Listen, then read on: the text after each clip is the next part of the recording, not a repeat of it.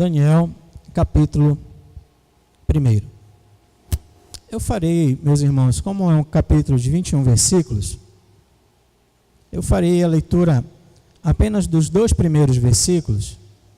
Faremos uma oração e, conforme formos expondo, vamos lendo as estruturas dos demais versículos, ok? Diz assim a palavra do Senhor, Daniel, capítulo 1, capítulo 1, versículos 1 e 2. No ano 3º do reinado de Jeoaquim, rei de Judá, veio Nabucodonosor, rei da Babilônia, a Jerusalém e a sitiou. O Senhor lhe entregou nas mãos a Jeoaquim, rei de Judá, e alguns dos utensílios da casa de Deus. A estes levou-os para a terra de Sinar, para a casa de seu Deus, e os pôs na casa do tesouro do seu Deus. Vamos orar? Pai, nós te rendemos graças por esse tempo tão precioso, em que nós vamos agora, Senhor, aprender mais da tua palavra. Ó Deus, vem, Senhor, abrir nossa mente, nosso entendimento. O teu Espírito Santo, que é o verdadeiro ensinador, que abra o nosso coração, aplique a tua palavra, faça-nos compreender, que nós possamos realmente guardar a tua palavra no coração, para não pecar contra o Senhor, para viver conforme os teus mandamentos. Que possamos entender a preciosa lição deste capítulo das Escrituras para a nossa vida e para o nosso crescimento. Em nome de Jesus nós oramos. Amém. Muito bem. Profeta Daniel. Esses 2 primeiros versículos que nós lemos, o profeta Daniel nos faz uma introdução bastante relevante, porque de maneira muito sucinta ele monta para a gente um cenário do momento em que ele está vivenciando essas experiências com seus outros amigos. E é interessante nós pensarmos nesse cenário para entendermos bem o que está acontecendo aqui. Por que Nabucodonosor, esse rei da Babilônia, foi até Jerusalém e a sitiou e subjugou o reinado de Jeoaquim? Nós sabemos a importância de Jerusalém como a cidade onde era o centro da adoração, a cidade onde era também o centro do reinado, a dinastia de Davi, de onde viria e veio de fato o nosso Salvador, o Messias. Mas o que aconteceu para que Deus então permitisse tamanha situação de humilhação que os israelitas, os judeus, passaram naqueles dias? Vamos tentar lembrar um pouquinho. Vamos lembrar que Deus chamou um certo dia um homem chamado Abraão. Estamos indo um pouquinho antes. E Deus prometeu a Abraão que de Abraão viria um Salvador, a semente que abençoaria todas as nações da terra. E Deus então concedeu essa graça a Abraão, que era um homem já de certa idade e que tinha uma mulher que era estéril. E Deus abriu a madre da esposa de Abraão, nasceram os filhos de Abraão. E depois, alguns anos depois, esses filhos de Abraão, descendentes, através da família de Jacó, vão se refugiar no Egito. Ali já estava José, que havia sido vendido pelos próprios irmãos, porque eles tiveram ciúme de José. Depois o próprio José chama os irmãos, os perdoa. José havia se tornado poderoso no Egito. José compreende que eles intentaram mal contra ele, mas a vontade soberana do Senhor estava prevalecendo para que a vida fosse preservada. José compreende então o seu papel dentro da história da redenção. Aquela fome devastaria possivelmente a família de Jacó, e assim o Filho de Deus, a descendência, não viria para salvar o mundo. Então, o povo de Deus entra no Egito e passa 400 anos ali. Os reis que vieram depois de José, que não conheciam mais José, muito menos o Deus de José, escravizaram pesadamente os filhos de Jacó.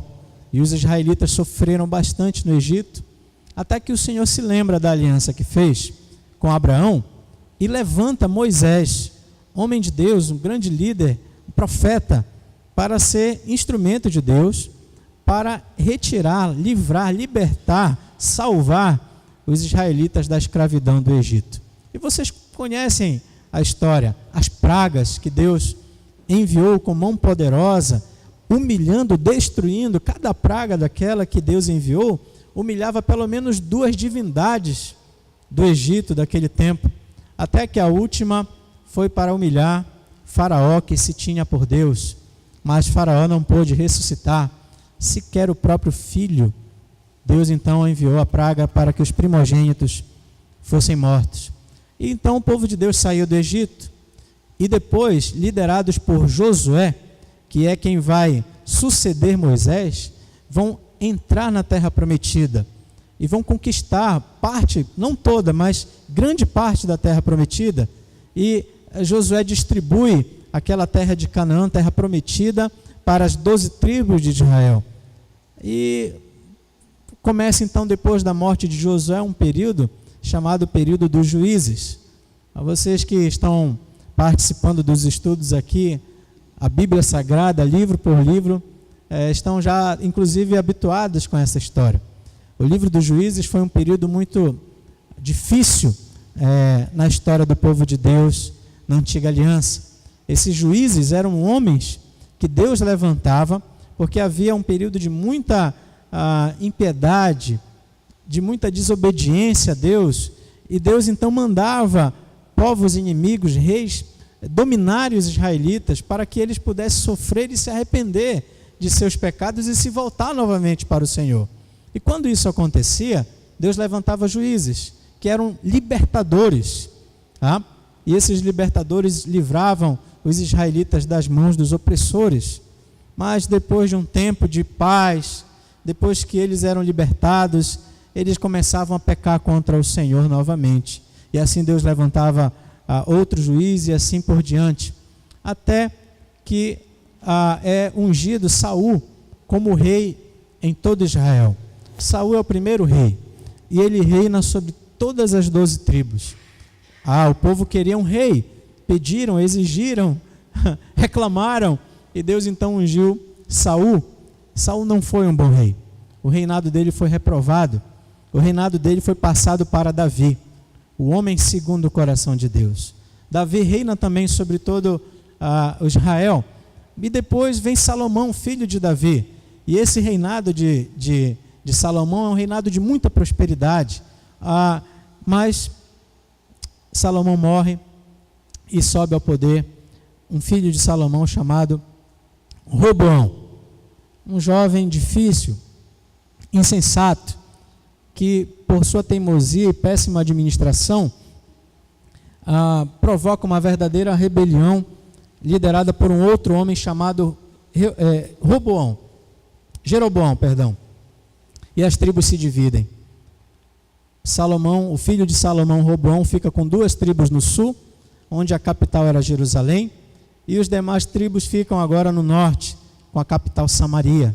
E é interessante isso, porque os irmãos agora estão divididos. O reino que era unido agora está dividido. Reino do norte, reino do sul. Reino do norte, Israel. Reino do sul, Judá. Reino do norte, capital Samaria. Reino do sul, capital Jerusalém. Os 19 reis que vieram no reino do norte foram maus e pecaram contra o Senhor nosso Deus. Foram reis terríveis, difíceis. E em 722 a.C., o Senhor Deus levanta a Assíria para ser instrumento de disciplina. E o reino do norte agora é devastado pela Síria, levado cativo para outras localidades.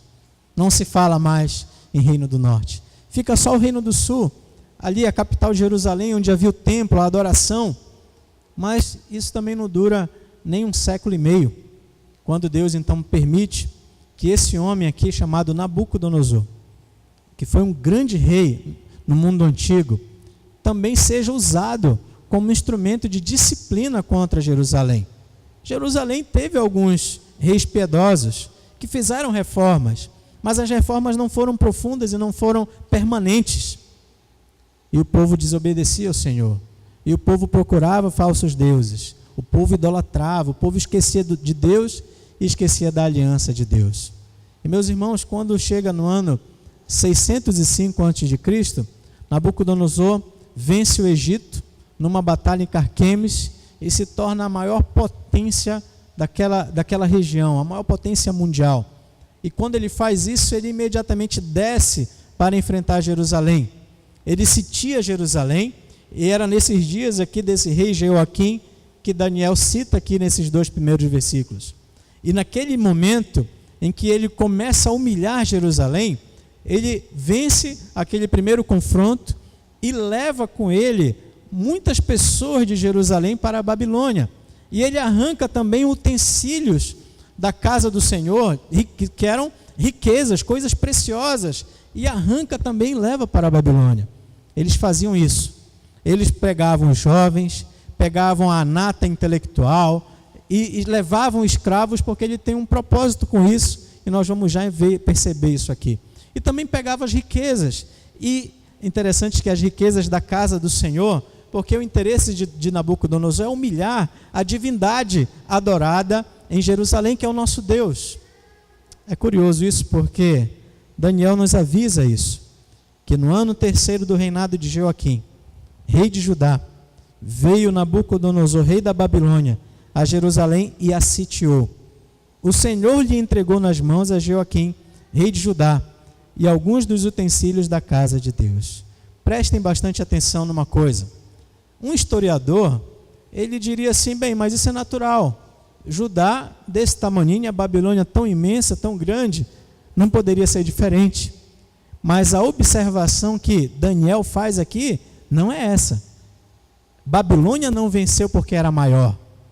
Babilônia, na verdade, venceu, segundo o próprio Daniel, porque o Senhor Deus lhe entregou nas mãos a Jeoaquim.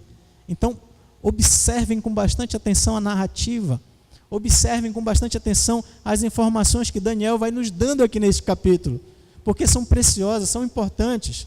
Então, Daniel está consciente de que ele foi levado, ele e seus amigos, Ananias, Misael e Azarias e tantos outros foram levados escravos para a Babilônia, não porque Nabucodonosor é o Todo-Poderoso, a Babilônia é invencível e imensa, mas porque Deus estava disciplinando o seu povo. E Deus foi quem entregou nas mãos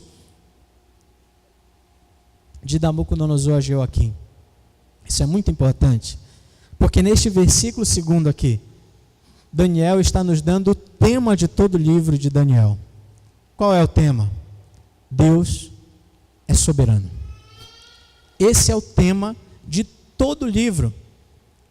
Todo o livro é escrito, as narrativas, que são 6, as profecias que no final do livro, a respeito do reinado de Deus, do Messias de Deus, todo o livro de Daniel está com esse tema amarrado, nos ensinando, trazendo essas verdades para os nossos corações, que Deus é sempre soberano, está sempre no controle, mesmo que as circunstâncias não pareçam, mesmo que seja difícil nós entendermos isso na realidade da vida, nas lutas, nas decepções, nas frustrações, nas coisas amargas que experimentamos, Deus está sempre no controle.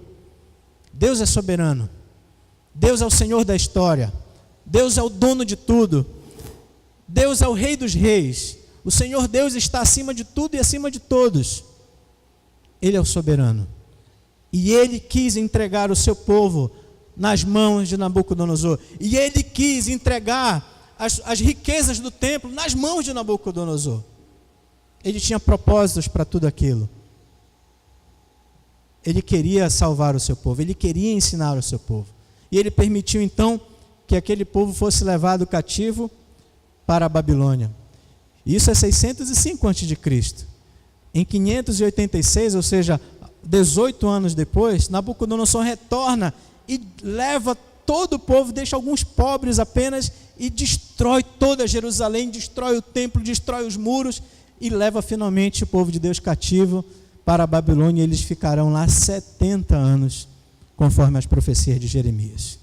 Deus é soberano, então guarde isso no seu coração. Vocês vão perceber que o primeiro capítulo aqui, todo o livro, a história principal não é de Daniel. Muita gente aplica dessa maneira, olha dessa maneira, mas Daniel não é o grande personagem dessa história. É o Senhor Deus, soberano, agindo, mesmo que as circunstâncias pareçam que não existe um Deus soberano, que não existe um Deus que se importa, mas Deus está agindo, governando, controlando soberanamente todas as coisas. Esse é o tema do livro de Daniel, a soberania de Deus. E veja que na descrição Daniel faz questão de nos mostrar que a situação que ele vivenciou com seus amigos e os demais que foram levados para a Babilônia não era nada fácil. No final do capítulo, do versículo 2, diz assim: levou-os para a terra de Sinar. Essa expressão terra de Sinar aparece em Gênesis capítulo 11. Sabe aonde? Naquela narrativa que nos fala que os homens então resolveram construir uma torre para chegar no céu, a chamada Torre de Babel. A terra de Sinar, historicamente, todo judeu sabia disso, todo israelita sabia disso. Era a terra de rebeldia contra Deus, era a terra de violência, era a terra de negação dos mandamentos de Deus. Daniel está nos ensinando com essa expressão que a situação não era nada fácil, que eles estavam sendo levados para um lugar de muito perigo, de muito problema, de muita tristeza, de muito sofrimento. Não é à toa que o salmista vai dizer que eles choravam às margens do rio da Babilônia, de tamanha angústia que eles passaram. E tudo, meus irmãos, debaixo dos decretos de Deus. Tudo cumprindo os propósitos eternos do nosso Deus. Então, esses 2 primeiros versículos, meus queridos irmãos, são versículos preciosos para essa introdução. O cenário agora está montado. Nós sabemos que esse Daniel, que os estudiosos dizem que era um jovem de 14, 15 anos no máximo, ele e seus amigos tinham essa idade, eram adolescentes, eram jovens, muito novinhos mesmo, e eles estavam num contexto de muita dificuldade, de muita luta. Eles haviam sido entregues por Deus para a Babilônia. Deus os entregou nas mãos de Nabucodonosor. Mas veja, no versículo 3 em diante, e eu quero ler com você, a narrativa nos apresenta agora esses personagens que fazem parte dessa história maior que é a história da redenção. Veja, diz assim: disse o rei a Aspenaz, chefe dos seus eunucos, que trouxesse alguns dos filhos de Israel, tanto da linhagem real como dos nobres, jovens sem nenhum defeito, de boa aparência, instruídos em toda a sabedoria, doutos em ciências, versados no conhecimento, e que fossem competentes para assistirem no palácio do rei, e lhes ensinasse a cultura e a língua dos caldeus. Determinou-lhes o rei a ração diária, das finas iguarias da mesa real e do vinho que ele bebia, e que assim fossem mantidos por 3 anos, ao cabo dos quais assistiriam diante do rei. Entre eles se achavam, dos filhos de Judá, Daniel, Ananias, Misael e Azarias. O chefe dos eunucos lhes pôs outros nomes, a saber, a Daniel, o de Beltesazar, a Ananias, o de Sadraque, a Misael, o de Mesaque, e a Azarias, o de Abdenego. Então, nesses versículos nós temos a apresentação agora de Daniel e seus amigos, Ananias, Misael e Azarias. É interessante essa passagem, porque esses versículos nos mostram, meus irmãos, além da apresentação desses personagens que vão aparecer bastante agora nesse livro de Daniel, nos mostram também a tática, a engenharia que fazia Nabucodonosor quando conquistava um povo. Ele pegava o que havia de melhor, levava para o palácio dele os meninos, os jovens, adolescentes, e promovia uma verdadeira engenharia social. Levava para o palácio e eles eram treinados por pelo menos 3 anos bebendo de golada os ensinamentos daquele povo, a ciência, os estudos a respeito das religiões, etc., etc., dos deuses daquela nação pagã, aprendendo os valores, aprendendo realmente, transformando a mente desses meninos. Nabucodonosor não chegou ao poder à toa. Ele era um homem muito inteligente. Ele sabia que massacrar um escravo não era um bom negócio, porque num império tão grande, como é que ele ia conseguir conter as revoltas que poderiam suscitar? Levantar por causa da opressão, da maldade. Então o que ele fazia? Ele pegava a nobreza desses lugares que ele conquistava e dava do melhor para elas. Só que mudando suas mentes, mudando os valores e mudando, acima de tudo, as suas identidades. Então, por favor, percebam o que está acontecendo aqui. Não é à toa que o nome é trocado. Não é à toa que eles são levados para o palácio para viver relativamente bem. É óbvio, estavam longe de suas casas, longe do lugar de adoração, longe da família. Eles foram arrancados de tudo isso. Mas eles estavam no palácio do rei. E eles tinham à disposição comida abundante, vinho abundante. Eles poderiam se dedicar somente aos estudos. Esse era o propósito do rei. E é interessante que quando a gente pensa aqui sobre a ciência, que eles deveriam ser doutos, deveriam ter muito conhecimento, não esqueça que aqui a ciência está relacionada com a religião. Então eles não estudavam apenas astronomia, eles estudavam também astrologia.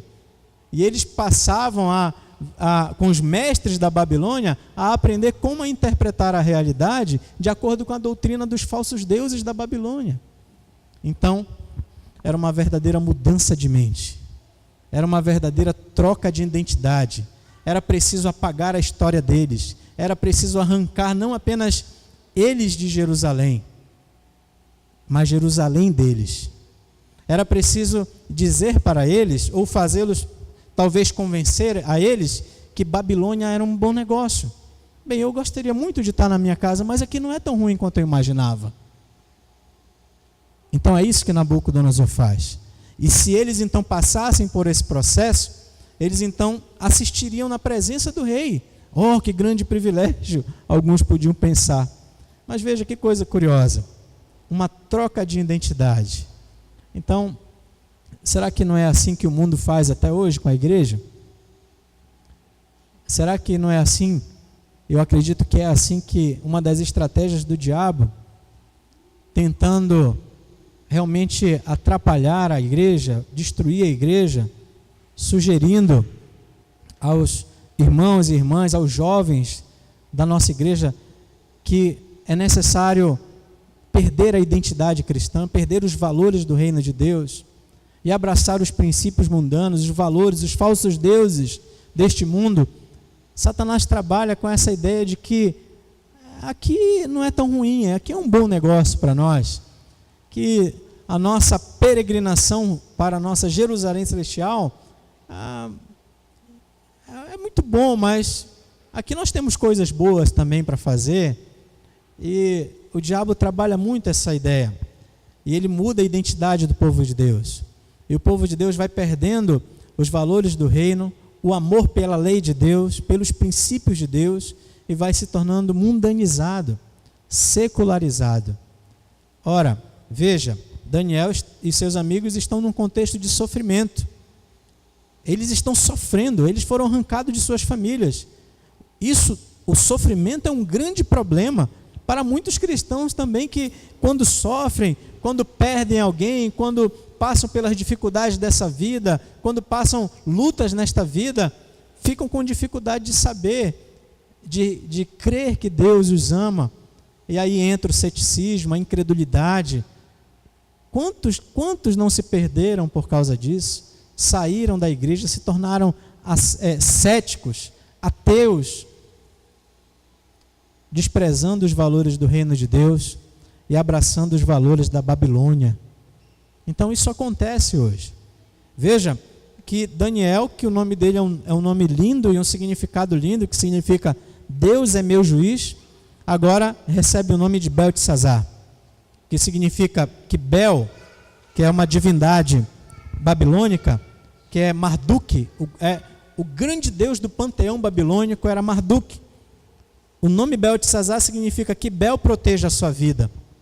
Então, a mudança de nome é uma mudança, é uma estratégia que está acontecendo.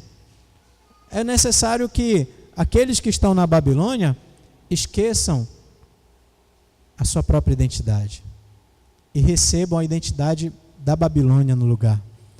Ananias significa Deus é gracioso. Agora recebe o nome Sadraque, que significa o comando é de Acu, que era o deus da lua da Babilônia. Misael significa quem é como Yahvé, como Deus. Agora recebe o nome de Mesaque, que é um trocadilho interessante que significa quem é como Acu, o deus da lua.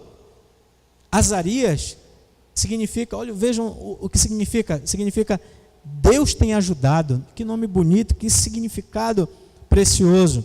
Mas agora ele recebe o nome de Abednego, que significa servo de Nebo, ou de Nego, que era o deus da agricultura.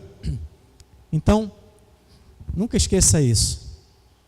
Nunca esqueça isso. A troca, a perda da identidade, a engenharia social, isso ainda hoje é uma estratégia para tentar destruir a igreja do Senhor, para atrapalhar a caminhada dos servos e servas do Senhor. A troca de identidade, a perda dos valores do reino de Deus. Mas o que aconteceu? Havia um probleminha aí. Os amigos, Daniel e seus amigos não se importaram. Querem me chamar disso? Me chamem. Eles não se importaram com a troca de nome. Era uma coisa fora deles. O que eles podiam fazer se o nome estava sendo trocado? Chamem do que quiser. Com relação aos ensinamentos que eles deveriam receber, me ensinem. Vamos ouvir o que os mestres da Babilônia têm a ensinar. Vamos reter o que é bom. E pronto. Mas aí chega um problema. Eles também precisavam se alimentar da ração diária e das finas iguarias da mesa real e do vinho que ele bebia. Sabe o que isso significa aqui? Que eles precisariam quebrar as leis de Moisés. Eles precisariam comer coisas que não faziam parte da dieta estabelecida pelo Senhor através de Moisés. Eles precisariam, pior ainda, participar de cultos em oferendas aos deuses da Babilônia, ou seja, comer aquelas comidas. Não, era também participar de idolatria descarada. E aí é que está o problema. Vocês estão percebendo? Agora chegou numa questão. A consciência deles foi ferida. Não era o que estavam dizendo sobre o nome deles, ou o que estavam querendo falar para eles, se podia entrar por um ouvido e sair pelo outro. Mas agora era exigir que eles participassem, abrissem mão da lei de Deus e participassem da mesa da Babilônia. Agora é preciso tomar uma decisão. Então o versículo 8 nos fala da decisão que Daniel tomou. O versículo 8 diz assim: resolveu Daniel firmemente não contaminar-se com as finas iguarias do rei, nem com o vinho que ele bebia. Então pediu ao chefe dos eunucos que lhe permitisse não contaminar-se. Meus irmãos, Daniel toma uma resolução: não vou participar disso, não vou abandonar o meu Senhor. Era uma criança numa terra distante, sofrendo. Ele tinha todos os motivos que as pessoas procuram quando querem quebrar a lei de Deus, para quebrar a lei de Deus, para justificar seu pecado, suas maldades. Eu vou fazer isso aqui, Deus vai entender, afinal, né? Olha o contexto que eu estou vivendo. Deus, eu vou quebrar isso aqui, mas Deus sabe, olha, Ele que me entregou nas mãos do rei da Babilônia, então acho que Ele não vai ficar chateado se eu participar desse churrasco aqui, né? Daniel tinha todos os motivos que infelizmente nós, em contexto de tanta facilidade, onde não há perseguição, onde não há perigo de morte contra nós, e havia contra Daniel, mas ele decide firmemente não se contaminar, ele toma uma decisão: não vou comer, não vou participar disso. Então, o resultado disso é que ele seria morto, e os amigos dele também. Ele depende das autoridades do seu tempo. Ele conversa então com o chefe dos eunucos e pede a eles: e seja o que Deus quiser. Lembra? Deus é soberano. Isso é o que está sendo dito aqui. Eu sei o que é para eu fazer. Eu sei que em não fazendo eu vou pagar com a minha própria vida. Não vou fazer e vou tentar buscar alternativas, conversar com as autoridades que estão sobre mim. E é isso que Daniel faz. E ele se apresenta diante do chefe dos eunucos e pede que ele não participe para não se contaminar. Agora vejam, meus irmãos, o que está no versículo 9, por favor. Versículo 9 diz assim: ora, o chefe dos eunucos teve misericórdia de Daniel. É isso? Hã? Não. O que está escrito é: ora, Deus concedeu a Daniel misericórdia e compreensão da parte do chefe dos eunucos. Deus concedeu. O mesmo Deus que deu Jerusalém nas mãos de Nabucodonosor, agora era o Deus que estava agindo, dando a Daniel misericórdia através do chefe dos eunucos. Quem está agindo aqui e fazendo toda a diferença sempre é o próprio Deus, que está disciplinando o seu povo, mas que está levantando Daniel, honrando a decisão dele de não se contaminar, de não quebrar a lei do Senhor. E Deus está abrindo portas, e Deus está operando milagres aqui. Porque, meus irmãos, o que acontece a partir daqui é que os chefes dos eunucos declaram o pavor dele. Ele disse o chefe dos eunucos a Daniel: tenho medo do meu Senhor. Concordar com Daniel e os amigos dele de que ele não participasse das iguarias, etc., significava para o chefe dos eunucos morte.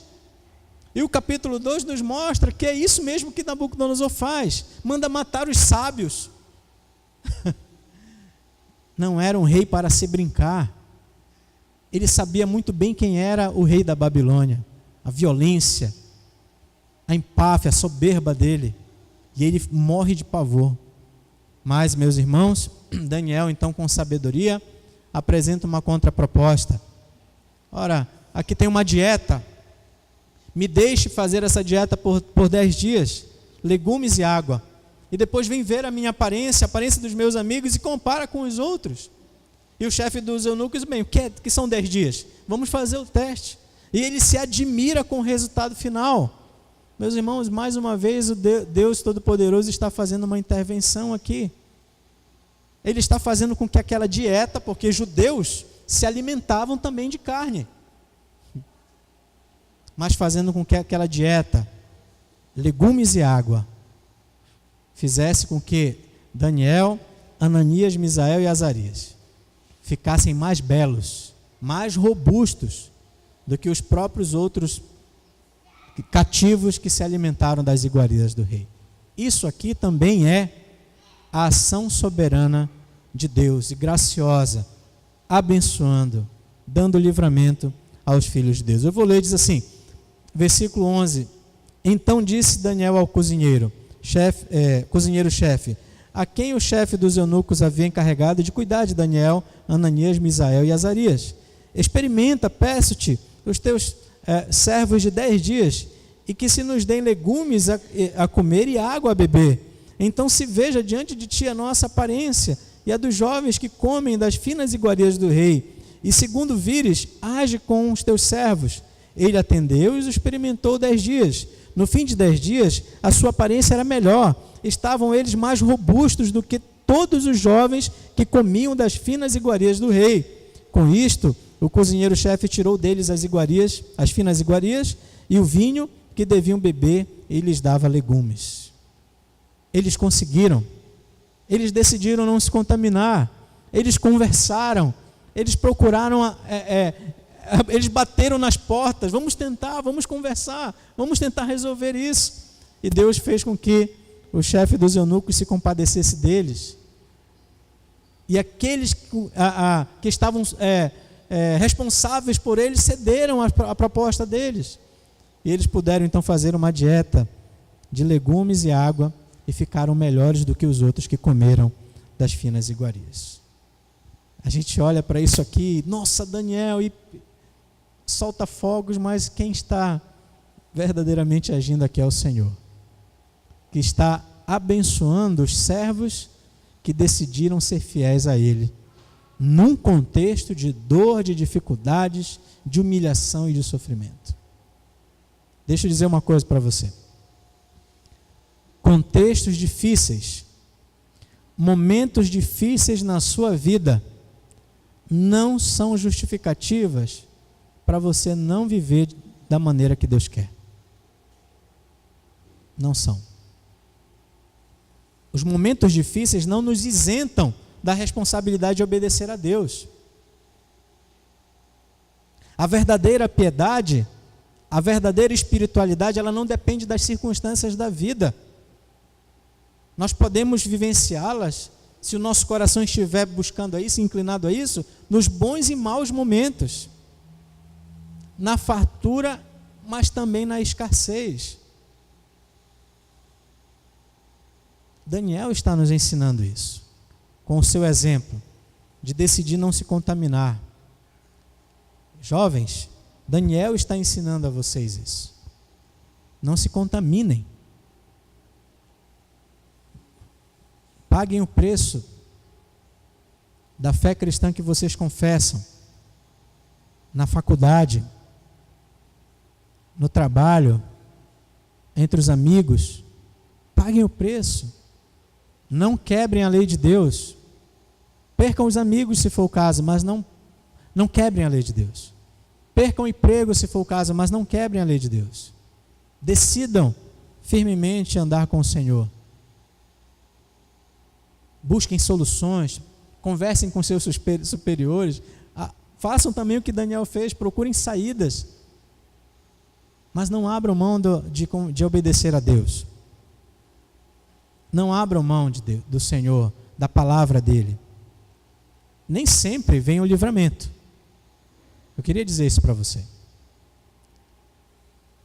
Mais tarde, o próprio Daniel vai ser jogado na cova dos leões. Os amigos serão lançados em uma outra situação de perigo e morte. Hebreus capítulo 11 nos mostra uma galeria de homens e mulheres de Deus que morreram pela fé. Nem sempre vem o livramento. Mas isso não significa que o final é triste. Porque nem mesmo a morte pode nos separar do amor de Deus, que está em Cristo Jesus, o nosso Senhor. E quando somos ceifados aqui na fidelidade, significa que somos promovidos para o Senhor. Então, meus irmãos, isso é que o texto está nos ensinando. E agora, para finalizar, vejam a partir do versículo 17, o resultado de tudo isso. Versículo 17 diz assim: ora, a estes 4 jovens, leiam essa expressão, ora, a estes 4 jovens, Deus deu. Percebe? Deus deu Jerusalém, Daniel, Ananias, Misael e Azarias nas mãos de Nabucodonosor. Deus deu a Daniel misericórdia e graça por intermédio do chefe dos eunucos. E agora aqui Deus está dando mais uma vez o conhecimento e a inteligência em toda a cultura e sabedoria. Mas a Daniel, Deus deu inteligência de todas as visões e sonhos. Vencido o tempo determinado pelo rei para que os trouxesse, o chefe dos eunucos trouxe a presença de Nabucodonosor. Então o rei falou com eles, e entre todos não foram achados outros como Daniel, Ananias, Misael e Azarias. Por isso passaram a assistir diante do rei. Em toda a matéria de sabedoria e de inteligência, sobre o que o rei lhes fez perguntas, os achou 10 vezes mais doutos do que todos os magos e encantadores que haviam em todo o seu reino. Daniel continuou até ao 1º ano do rei Ciro. Deus deu conhecimento superior a esses meninos. Passados 3 anos, agora com seus 18, 19 anos, eles estavam muito mais capacitados, muito mais preparados academicamente, e ainda com dons de revelação, no caso do próprio Daniel, inteligência de todas as visões e sonhos, e daqui a pouco nós vamos ver a repercussão disso. Deus deu, Deus é soberano, Deus tem a nossa história em suas mãos. As coisas estão difíceis e as portas estão se fechando, Deus está fechando essas portas, assim como Ele abre também as que Ele quer. Não se desespere, espere em Deus, confie nele, se busque a Ele, se renda a Ele, reconheça a sua dependência dEle, a sua pequenez, adore ao Senhor, se mantenha fiel, não abra mão dos valores do reino de Deus, em nenhuma situação, em nenhuma circunstância. Todas as circunstâncias, sejam elas quais forem, são momentos favoráveis para você servir a Deus, para você conhecer mais o Senhor, que é soberano, o Rei da sua história, da nossa história e das nossas vidas, e tem a nossa história em suas mãos. Não se venda, não jogue fora a sua identidade cristã, quem você é em Cristo. Não se permita que o mundo roube isso de você, troque o seu nome. Não se permita isso. Você é um cristão, esse é seu nome. Não abra mão disso. Não abra mão dos valores de Deus. Procure conhecê-los. Não deixe que a Babilônia molde sua mente. Na verdade, transforme-se pela renovação da sua mente, conhecendo cada dia mais a vontade de Deus para a sua vida, que é boa, perfeita e agradável. O apóstolo Paulo nos ordena isso em Romanos capítulo 12, que nós devemos apresentar a nossa vida como um sacrifício vivo a Deus, experimentando a boa, perfeita e agradável vontade dEle, tendo culto racional, deixando que a nossa mente seja moldada pela mente de Cristo. Cristãos mundanos, é uma tristeza muito grande para o nosso tempo, que não se permitem que Deus dirija as suas vidas, seus valores, os seus passos, as suas doutrinas, as regras da vida. A palavra de Deus é a nossa regra de fé e prática.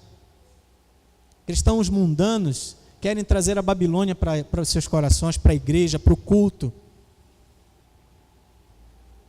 São religiosos, mas no dia a dia, na profissão, no modo como vivem dentro da família, no modo como trabalham, esses valores do reino não estão lá, dirigindo os seus pés, suas decisões, transformando os ambientes. Eles não são instrumentos de Deus, porque a Babilônia está ali em seus corações. Isso é mundanismo, meus irmãos. O mundanismo é abrir mão dos valores do reino de Deus. O mundanismo é se deixar perder a identidade cristã e deixar que os valores do mundo tomem conta de nossa mente e nossos corações. Isso é que é mundanismo. Não seja mundano, deixe que a palavra de Deus seja a sua regra de fé e deixe ela moldar a sua vida. Como você vai criar seus filhos? Qual o seu papel dentro do casamento, do seu relacionamento? com a sua família? Como você trata e lida e se relaciona com seus pais? Com o Estado? Com a liderança eclesiástica? Enfim, que os valores do reino de Deus tome conta do seu coração e faça você transformar esse mundo que está aí. Há uma grande engenharia social hoje para tentar jogar fora os valores do reino de Deus, os valores cristãos, que foram os valores que moldaram esse mundo ocidental, que construíram e edificaram democracias. Há uma verdadeira engenharia dizendo que esses valores caducaram, não prestam mais para nada. E eles tentam fazer com que a igreja, que a nossa fé seja privada apenas. Ela é válida aqui para essas paredes, lá fora não tem valor, eles dizem. E eles têm ganhado muitos cristãos com isso. Eles têm ganhado muitos cristãos em nome do progresso, e existe uma perspectiva chamada progressista, né? Tem ganhado muita gente, muitas mentes, que usam a Bíblia, dizem ser cristãos, mas na verdade são profetas da Babilônia no nosso tempo. Porque abandonaram os valores do reino de Deus e se perderam completamente. A sua identidade está em Cristo Jesus. Não abra mão disso. Não abra mão disso. Não participe do banquete do mundo. Seja crente, santo. Decida firmemente não se contaminar. Não há desculpas. Pode ser a maior luta que você possa enfrentar nesta vida. A verdadeira piedade, a verdadeira espiritualidade não depende das circunstâncias. Depende de você decidir firmemente não se contaminar e deixar que o soberano Deus cuide de você. Porque Ele cuida. Ele cuida. Ele é soberano. Vamos orar?